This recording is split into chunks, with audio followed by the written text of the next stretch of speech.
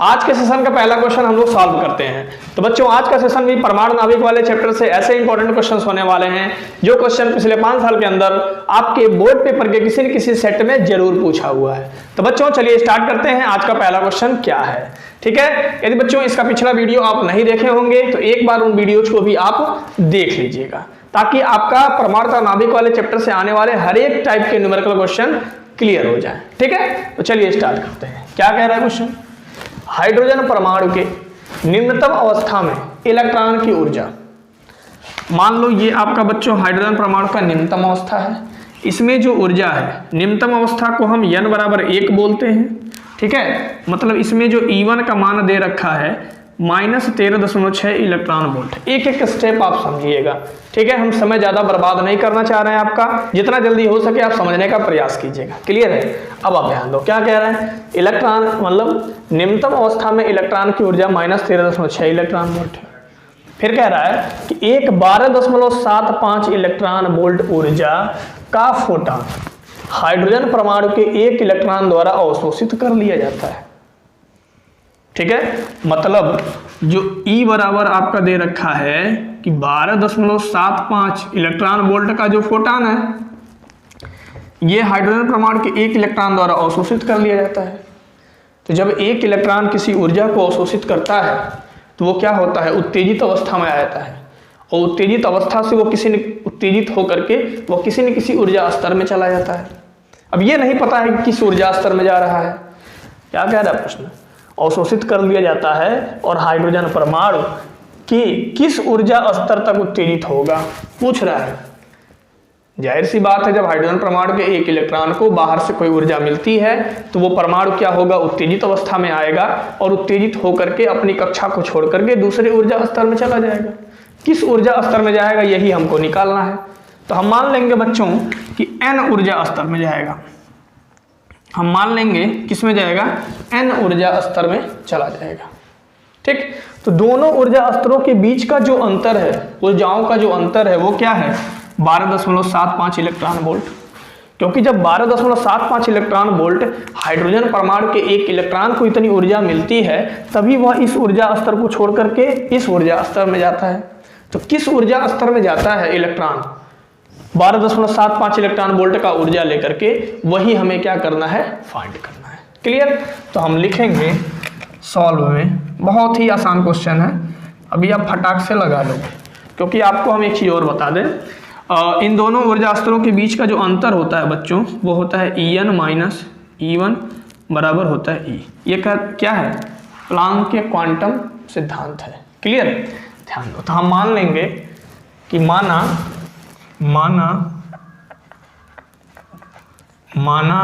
Hydrogen परमाणु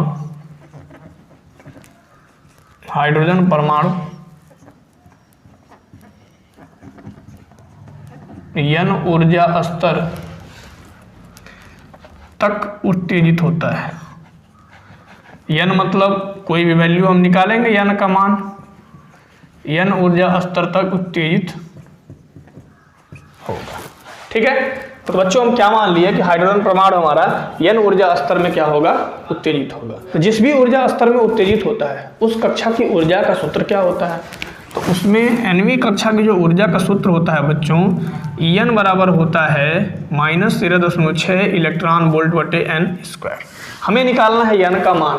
हमें ये पता करना है कि जो हाइड्रोजन परमाणु का एक इलेक्ट्रॉन है 12.75 इलेक्ट्रॉन वोल्ट ऊर्जा लेकर के किस ऊर्जा स्तर में उत्तेजित होगा, क्लियर। अब आप ध्यान दो, अब यहाँ पे हम प्लांक का क्वांटम सिद्धांत लगा देंगे। तो ये हो जाएगा En माइनस E1 बराबर E, ठीक है। अब देखो तो En बराबर हो जाएगा, E1 को उधर ले जाओ बच्चों, ये हो जाएगा E1 प्लस, ठीक है। तो E1 का मान है कितना है, -13.6 इलेक्ट्रॉन वोल्ट। अब बच्चों E का मान है 12.75 इलेक्ट्रॉन वोल्ट।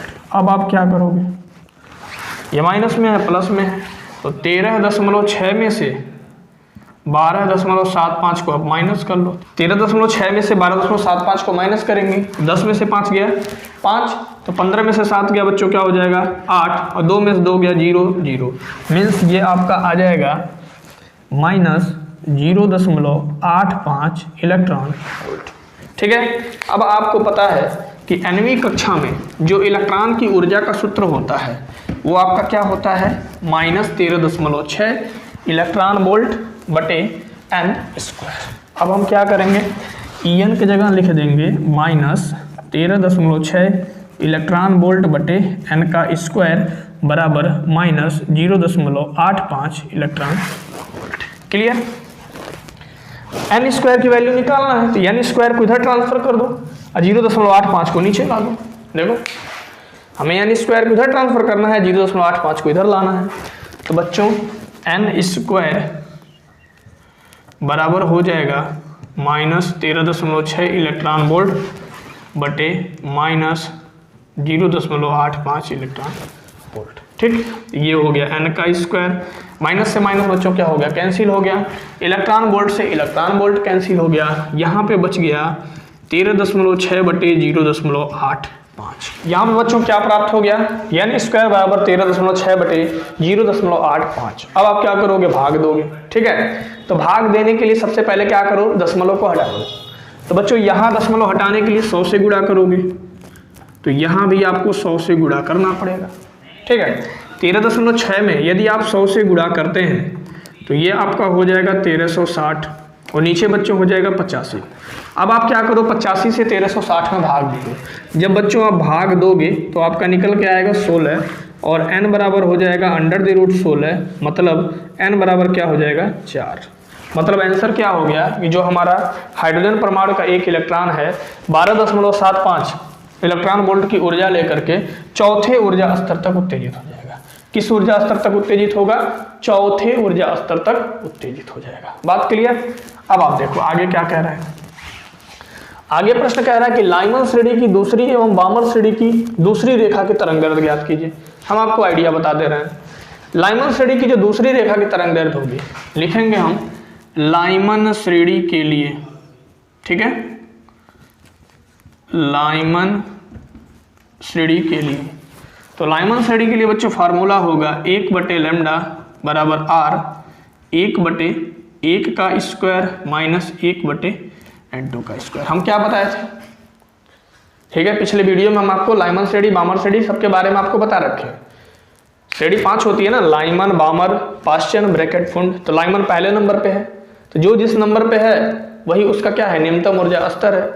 तो निम्नतम ऊर्जा स्तर बच्चों फिक्स होता है, क्योंकि इसका फार्मूला क्या होता है, 1/λ बराबर r 1/n1 का होल स्क्वायर माइनस 1/n2 का होल स्क्वायर। तो लाइमन के लिए n1 क्या है, 1 है। बामर के लिए बच्चों 2 होगा, पाश्चन के लिए 3 होगा। ठीक है, ब्रैकेट के लिए 4 होगा, फुंड के लिए बच्चों क्या होगा, 5 होगा। क्लियर। तो बात यहाँ हो रही है लाइमन श्रेणी की। और n2 होगा, क्या होगा, 2 से स्टार्ट होगा, 2 3 4 डॉट डॉट डॉट। कह रहा है दूसरी, ठीक है, दूसरी रेखा का निकालना है तरंगदैर्ध्य। तो पहली रेखा की तरंगदैर्ध्य में n2 बराबर 2 होता है और दूसरी रेखा की तरंगदैर्ध्य में बच्चों क्या होगा, n2 बराबर 3 लेंगे। मीन्स n2 जो उच्च ऊर्जा स्तर है उसके जगह हम क्या लिखेंगे, 3। तो 1/λ बराबर हो जाएगा r, यहाँ हो जाएगा 1/1 का स्क्वायर और यहाँ पे हो गया 3 का होल स्क्वायर। क्लियर। अब लिख देंगे 1/λ बराबर r, 1/1 का स्क्वायर 1 और 3 का स्क्वायर क्या हो गया, 9। तो 1/λ बराबर r, बच्चों 1 और 9 का एलसीएम हो जाएगा 9 और यहाँ पे हो गया 9 माइनस 1। तो 1/λ बराबर हो गया r, 9 में से 1 गया बच्चों 8 हो गया और ये क्या हो गया। अब आपका निकल के क्या आ गया कि 1/λ बराबर 8 का r में गुणा करो तो ये हो जाएगा 8r/λ। निकालोगे 1/λ क्या है, तरंग संख्या है, ध्यान रखना। तरंग संख्या क्या होता है, तरंगदैर्ध्य के व्युत्क्रम को हम तरंग संख्या कहते हैं। क्लियर। तो लैम्डा निकालना है तो लैम्डा को ऊपर करोगे तो बराबर हो जाएगा 9/8 r। अब आप क्या करोगे, 9/8 गुणे 1.097 गुणे 10 पे 7। क्यों, क्योंकि बच्चों r का जो मान होता है वो क्या है, रीडवर्ग नियतांक है और रीडवर्ग नियतांक का मान होता है 1.097 गुणे 10 पे 7 मीटर पे -1। क्लियर। अब देखो, तो बच्चों जब आप इसे कैलकुलेट करोगे तो वैल्यू क्या आएगी, मीटर में आएगी। और मीटर को जब आप एंगस्ट्राम में बदलोगे तो आपका ये वैल्यू निकल के आएगा 1026 एंगस्ट्रॉम। इसे आप सॉल्व करके चेक कर लेना, ठीक है। आप जब इसे कटपिट करोगे तो जो वैल्यू आएगी मीटर में आएगी, और मीटर को एंगस्ट्रॉम में बदलने के लिए क्या करेंगे, 10 पे पावर 10 से गुणा कर देंगे, ठीक है। तो ये आपका तरंगदैर्घ्य निकल के आ जाएगा 1026 एंगस्ट्रॉम। क्लियर। अब हम आपको बता दें बामर के लिए कैसे निकालेंगे। बामर का आप स्वयं निकाल के आंसर कमेंट करके आप हमें बताओ क्या होगा बामर के लिए। तो बच्चों बामर दूसरे नंबर पे है, तो बामर के लिए जो न्यूनतम ऊर्जा स्तर है वो क्या होगा, 2 होगा। मीन्स बामर का जो फार्मूला बनेगा वो आपका हो जाएगा, देखो रफली थोड़ा मैं बता दे रहा हूँ, वो होगा 1/λ बराबर r 1/2 का स्क्वायर। और बच्चों N2 की जगह क्या होगा, दूसरी रेखा की तरंगदैर्घ्य निकालना है ना, तो बामर में निम्नतम ऊर्जा स्तर 2 है, ठीक है। तो पहली रेखा होगी बच्चों N2 बराबर 3 और बामर की दूसरी रेखा होगी N2 बराबर 4। तो N2 की जगह हम 4 रख देंगे, ठीक है। तो इसको बच्चों आप कैलकुलेट करो, फिर देखो इसका आंसर कैसे निकलता है।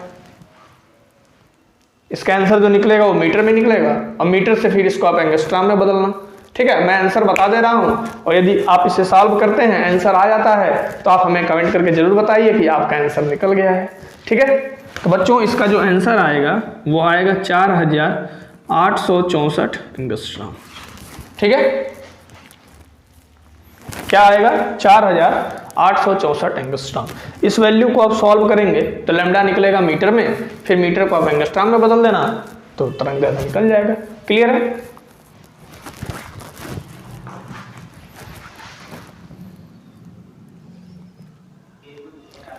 तो चलिए बच्चों अब हम आपको बताते हैं इस वीडियो का, इस सेशन का क्वेश्चन नंबर 2, ठीक है। ये प्रश्न आपके बोर्ड पेपर सेट में 2014, 19 और 22 में आ रखा है, ठीक है। और भी किसी पेपर सेट में आया होगा, ठीक है ना, इस टाइप का प्रश्न आया होगा, ये नहीं आया होगा तो हम आपको सिखा देते हैं। क्या कह रहा है प्रश्न कि एक उत्तेजित हाइड्रोजन परमाणु के इलेक्ट्रॉन की ऊर्जा, हाइड्रोजन परमाणु उत्तेजित कब होगा, जब उसको बाहर, हाइड्रोजन परमाणु का जो एक इलेक्ट्रॉन है उत्तेजित कब होगा, जब उसे बाहर से कोई ऊर्जा मिलेगी, ठीक है। तो उत्तेजित होकर के जो हाइड्रोजन परमाणु के इलेक्ट्रॉन की जो ऊर्जा है -3.4 इलेक्ट्रॉन वोल्ट है। इलेक्ट्रॉन का कोणीय संवेग ज्ञात कीजिए। तो बच्चों इलेक्ट्रॉन का जो कोणीय संवेग होता है, नील्स बोहर ने बताया था कि कोणीय संवेग mvr बराबर होता है nh/2π, ठीक है। h क्या है, प्लांक नियतांक है, पाई की वैल्यू है 3.14, n क्या है बच्चों, मुख्य क्वांटम संख्या है, ठीक है, या ऊर्जा स्तर की संख्या है। n की वैल्यू यदि हम निकाल लेते हैं तो कोणीय संवेग बड़े आराम से निकाल लेंगे, ठीक है। तो मान लेंगे कि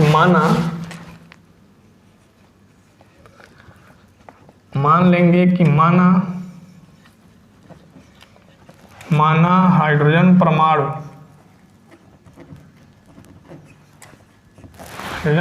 के इलेक्ट्रॉन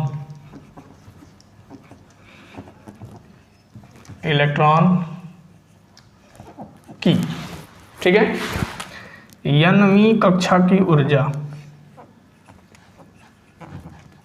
nवीं कक्षा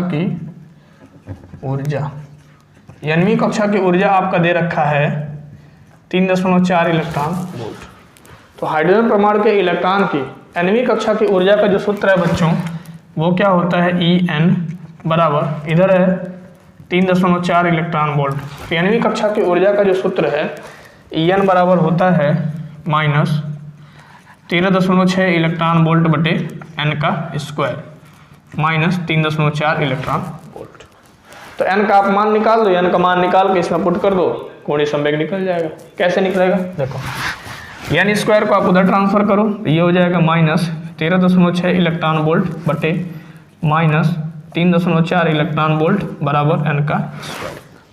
तो इलेक्ट्रॉन वोल्ट से इलेक्ट्रॉन वोल्ट कैंसिल, माइनस से माइनस बच्चों कैंसिल, ये आपका हो जाएगा 13.6 बटे 3.4 बराबर n का होल स्क्वायर। एक अंक के पहले दशमलव है, दशमलव हट जाएगा, तो ये आपका हो जाएगा 136 बटे क्या हो जाएगा 34 बराबर हो गया n का स्क्वायर। क्लियर। अब आप ध्यान दो, अब आप क्या करोगे, 2 से इसको कट कर दो, तो 2 17 बच्चों क्या हो गया 34, और 2 छक्के हो गया 12, 1 हासिल, तो 2 क्या हो गया 16। ठीक है, 2 क्या हो गया 16। तो ये क्या हो गया 68 और n स्क्वायर है। ठीक है, अब आप ध्यान दो, तो बच्चों n स्क्वायर बराबर आ गया 68/17। 17 का पहाड़ा पढ़ो, क्या होता है 17 चौका, 17 चौका क्या हो गया। अब n का मान निकालोगे, स्क्वायर उधर जाएगा तो √4 हो जाएगा, और 4 का वर्गमूल बच्चों निकालोगे 2 आएगा। तो जो इलेक्ट्रॉन की ऊर्जा है हाइड्रोजन परमाणु की, उत्तेजित हो रहा है ना, तो उत्तेजित अवस्था में जो ऊर्जा है -3.4 इलेक्ट्रॉन वोल्ट है। तो किस कक्षा की ऊर्जा है, तो बच्चों दूसरे कक्षा की ऊर्जा है। और 2 निकल गया। हमें क्या निकालना है, इलेक्ट्रॉन का कोणीय संवेग ज्ञात कीजिए। ठीक है, अब हम बड़े आराम से निकाल सकते हैं, लिखेंगे इलेक्ट्रॉन का कोणीय संवेग। ठीक है, तो इलेक्ट्रॉन का जो कोणीय संवेग का मान होता है MBR को बोलते हैं कोणीय संवेग, और ये होता है NH/2π। ठीक है बच्चों, अब आप ध्यान दो, तो n क्या है, मुख्य क्वांटम संख्या है या ऊर्जा स्तर की संख्या है, मुख्य क्वांटम संख्या या ऊर्जा स्तर की संख्या। क्लियर, अब आप ध्यान दो, तो MBR आपका कोणीय संवेग है, n का मान है 2 और h है आपका प्लांक नियतांक, और प्लांक नियतांक का वैल्यू होता है 6.6 × 10⁻⁻34 जूल सेकेंड। नीचे क्या है बच्चों 2π है, पाई का मान क्या है 3.14, 2 से 2 खत्म। क्लियर, अब आप ध्यान दो, तो यहाँ पे क्या है 6.6 है, और ये क्या है बच्चों 3.14 है। तो यहाँ से दशमलव हटाने के लिए 100 से गुणा करना पड़ेगा ना, 100 से आप गुणा कर दो, तो इधर भी आपको 100 से गुणा करना पड़ेगा। ठीक है, तो 100 से जब आप 6.6 में गुणा करोगे तो 1 10 से तो ये दशमलव हट गया, तो ये आपका हो जाएगा 66 गुणे 1 10 बच गया, तो 0 बढ़ा दो 660 हो गया, और ये हो गया 10⁻⁻34, और 100 का गुणा 3.14 में करोगे तो बच्चों ये हो जाएगा 314। अब आप क्या करो, 314 से 660 में भाग दे दो, या मन करे तो इसको काट के छोटा करो तब भाग दे दो, छोटा कर दो। ये हो गया 2 3 6, 2 3 6 0। ठीक है, 2 1 कम 2, 2 5 10 और 2 7 बच्चों क्या हो गया 14। अब आप क्या करो, ये दिया है 330 में 157 से भाग दे दो, 2 बार में जाएगा। 2 7 14 को 4 हासिल 1, 2 5 10 1 11 को 1 हासिल 1, 2 1 कम 2 1 3, 10 में से 4 गया क्या होगा बच्चों 6, 2 में से 1 गया 1, ये कैंसिल हो गया। अब आप 10 में लगाओ। ठीक है, अब 0 लगा दो, कितनी बार में जाएगा 1 बार में जाएगा। क्लियर है ना, तो इसका आंसर बच्चों आ जाएगा 2.1 गुणे 10⁻⁻34। ठीक है, हम किसका मान निकाल रहे हैं, कोणीय संवेग का ना। कोणीय संवेग का मात्रक क्या होगा, तो बच्चों इस केस में जो कोणीय संवेग का मात्रक हो जाएगा वो आपका हो जाएगा जूल सेकेंड। क्लियर, क्या होगा जूल सेकेंड। समझ में आ रहा है ना, तो बच्चों यदि अच्छे से समझ में आ रहा है तो एक प्यारा सा कमेंट करके जरूर बताओ। ठीक है, और किस टाइप का न्यूमेरिकल्स का वीडियो चाहिए आपको ये भी आप बताओ। तो चलिए बच्चों, हम आपको बताते हैं इस सेशन का क्वेश्चन नंबर 3। क्वेश्चन नंबर 3 बहुत ही आसान है। क्या कह रहा है कि हाइड्रोजन परमाणु की प्रथम कक्षा में इलेक्ट्रॉन की ऊर्जा क्या होती है, -13.6 इलेक्ट्रॉन वोल्ट है। ये प्रश्न आपको पहले से भी पता है कि हाइड्रोजन परमाणु की न्यूनतम ऊर्जा स्तर में जो उसकी ऊर्जा होती है वो होती है -13.6 इलेक्ट्रॉन वोल्ट। क्या कह रहा है, इसकी तीसरी कक्षा में ऊर्जा क्या होगी। तो बच्चों 9वीं कक्षा में जो ऊर्जा का फार्मूला होता है वो आपका होता है En बराबर -13.6 इलेक्ट्रॉन वोल्ट बटे क्या होता है n का स्क्वायर। तो -13.6 इलेक्ट्रॉन वोल्ट क्या है, पहली कक्षा में ऊर्जा है। ठीक है, तो पहली कक्षा में ऊर्जा कितनी है -13.6 इलेक्ट्रॉन वोल्ट। तो बच्चों तीसरी कक्षा में जो ऊर्जा हो जाएगी n की जगह आप क्या रखना 3 रख देना, और ये हो जाएगा -13.6 इलेक्ट्रॉन वोल्ट बटे 3 का हो गया स्क्वायर। ठीक, तो -13.6 इलेक्ट्रॉन वोल्ट बटे 3 का स्क्वायर करोगे बच्चों हो जाएगा 9। ठीक है ना, अब ये क्या हो गया 9 1 कम 9 हो गया, 9 एकम क्या हो गया 9, ठीक है। आप यहाँ भाग दे दो, 136 में 9 से भाग दोगे तो बच्चों 9 एकम हो गया 9, 13 में से 9 गया 4 और ये हो गया 46, ठीक है। तो 9 पचे क्या हो जाएगा 45, क्लियर। तो आपका यहाँ पे दशमलव लगा के जब कैलकुलेट करोगे तो हो जाएगा 1.51 इलेक्ट्रॉन वोल्ट, ठीक है। तो तीसरी कक्षा में जो ऊर्जा हो जाएगी -1.51 इलेक्ट्रॉन वोल्ट। तो बच्चों यदि इस ऊर्जा को जूल में आप निकालना चाहेंगे तो 1.6 × 10⁻19 से गुणा कर देंगे तो ये जो 1.51 इलेक्ट्रॉन वोल्ट है ये ऊर्जा जूल में निकल जाएगी, क्लियर।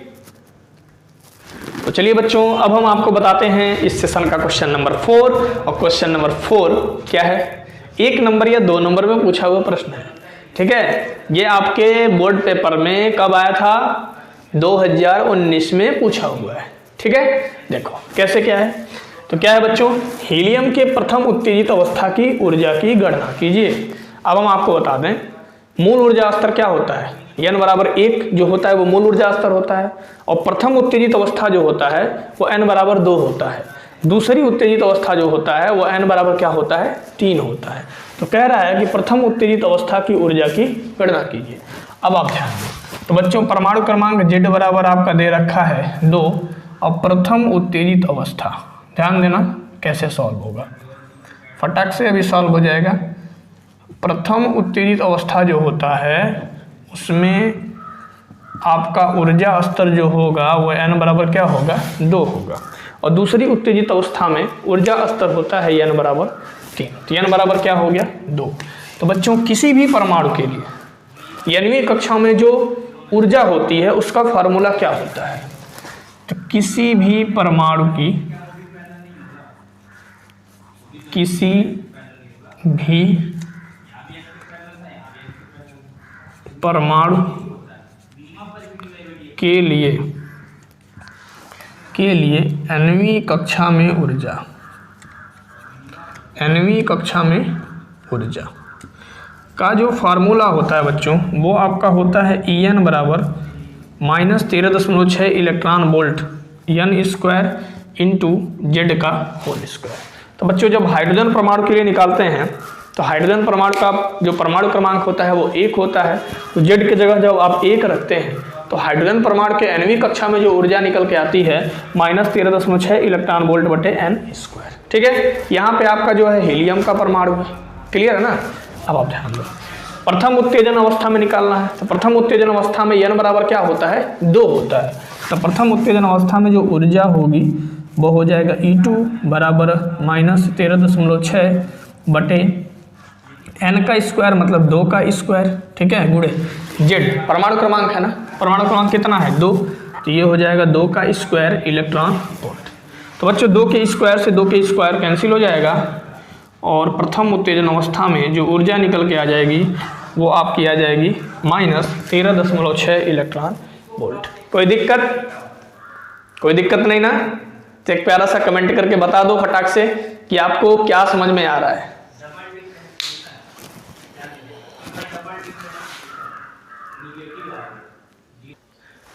तो चलिए बच्चों एक और क्वेश्चन क्या है, क्या प्रश्न है, कह रहा है कि हाइड्रोजन परमाणु की आयनन ऊर्जा 13.6 इलेक्ट्रॉन वोल्ट है, ठीक है।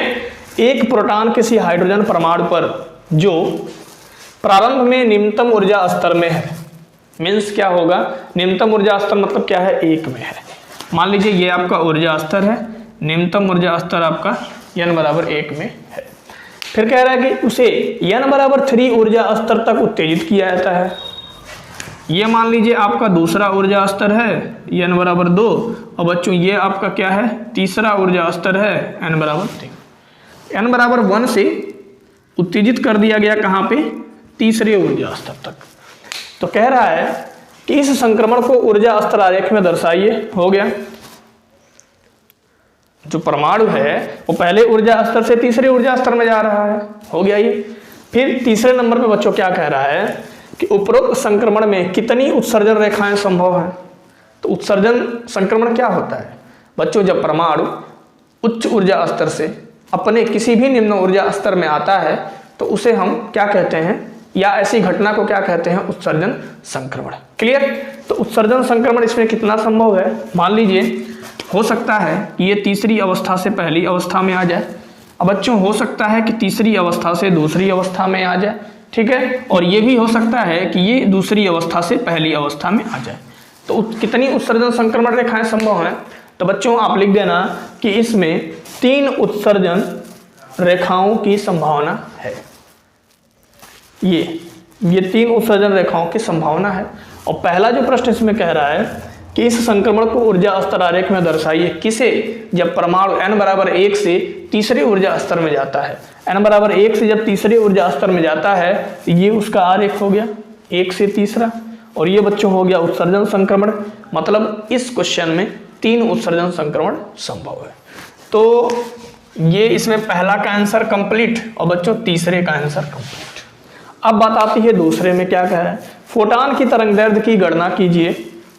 ठीक है, फोटान के तरंग दैर्ध्य की गणना कीजिए। क्लियर। तो बच्चों फोटान के तरंग दैर्ध्य का एक हम डायरेक्ट फार्मूला आपको बता दें, आप सभी इसे नोट कर लेंगे।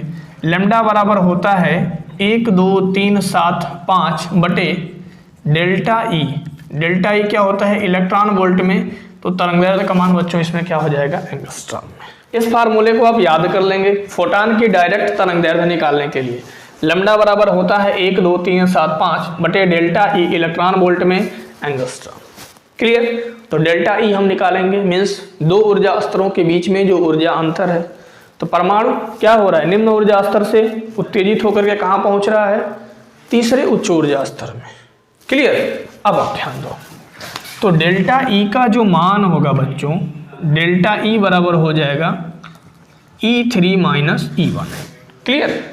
उत्सर्जन संक्रमण किसमें से क्या हो रहा है, अब आप ध्यान दो क्या कह रहा है, तो डेल्टा ई। तो E3 आप कैसे निकालोगे, किसी भी कक्षा में या अन्वी कक्षा में जो ऊर्जा का सूत्र होता है बच्चों, वो आपका होता है En बराबर माइनस 13.6 बटे n का स्क्वायर इलेक्ट्रॉन वोल्ट।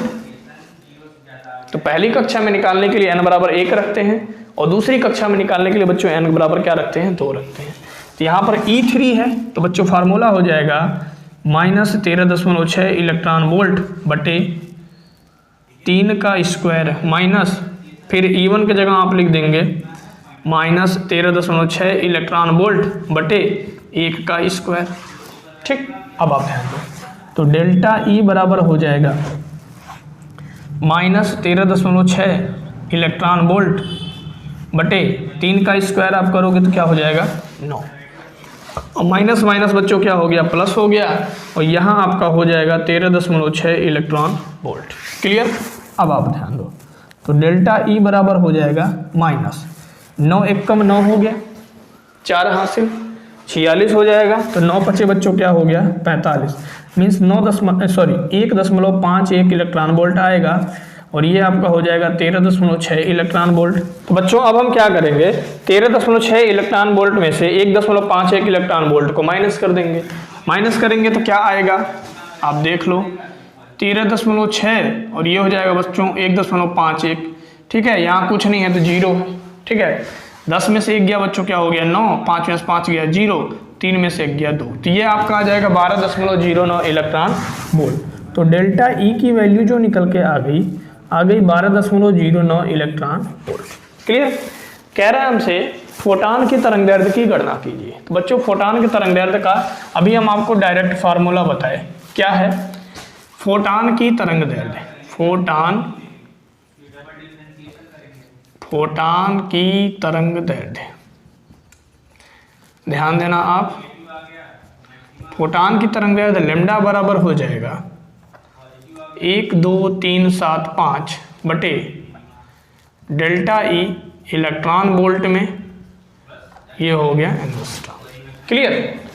तो लैम्डा बराबर हो जाएगा 1 2 3 7 5, तो इलेक्ट्रॉन वोल्ट में बच्चों ऊर्जा का मान कितना है 12.09 इलेक्ट्रॉन वोल्ट एंगस्ट्रॉम।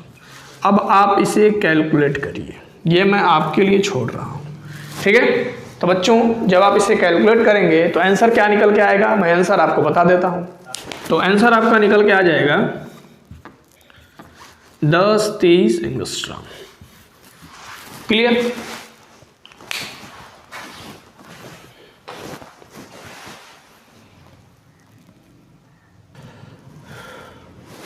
तो चलिए बच्चों, अब हम बताते हैं अगला क्वेश्चन। क्या है अगला प्रश्न? ये भी प्रश्न आपका हाइड्रोजन परमाणु से ही संबंधित प्रश्न है। समझ गए? पिछला प्रश्न यदि आपको अच्छे से समझ में आया होगा तो इस प्रश्न में आपको थोड़ा भी दिक्कत नहीं होगा। तो चलिए बच्चों, क्या है प्रश्न?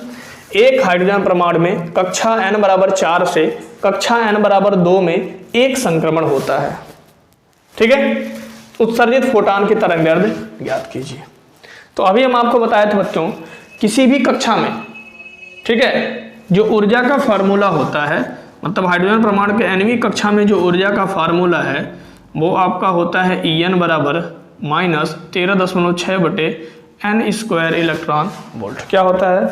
-13.6 बटे n square electron volt. Clear? अब देखो, तो क्या कह रहा है? परमाणु n बराबर 4 से n बराबर 2 में एक संक्रमण होता है, फोटॉन की तरंगदैर्ध्य निकालना है। मतलब जो संक्रमण आपका हो रहा है वो क्या हो रहा है? E4 मीन्स n बराबर 4 से n बराबर 2 में हो रहा है। तो इनके ऊर्जाओं में जो अंतर होगा वो आपका होगा E4 माइनस E2 बराबर हो जाएगा delta E। E4 minus E2 बराबर क्या हो जाएगा बच्चों? Delta E। ठीक? तो डेल्टा E बराबर हो जाएगा, अब देखिए En का क्या फार्मूला है? nवीं कक्षा में ऊर्जा का क्या फार्मूला है? -13.6 बटे n स्क्वायर। ठीक है? तो E4 का बच्चों हो जाएगा -13.6 इलेक्ट्रॉन वोल्ट बटे 4 का स्क्वायर, माइनस E2 का आपका हो जाएगा -13.6 बटे 2 का स्क्वायर इलेक्ट्रॉन वोल्ट। तो डेल्टा E बराबर हो जाएगा -13.6 इलेक्ट्रॉन वोल्ट। ठीक है? 4 चौका क्या हो जाएगा? 16, माइनस माइनस क्या हो गया? प्लस। अब आपका हो जाएगा 13.6 इलेक्ट्रॉन वोल्ट और 2 दूना क्या हो जाएगा बच्चों? 4। क्लियर? बच्चों अब आप क्या करेंगे? -13.6 इलेक्ट्रॉन वोल्ट में 16 से भाग देंगे। तो भाग देने के बाद आपका आ जाएगा 0.85 इलेक्ट्रॉन वोल्ट। आप भाग दे के ट्राई कर लीजिएगा। ठीक है बच्चों? तो अब हम क्या करेंगे?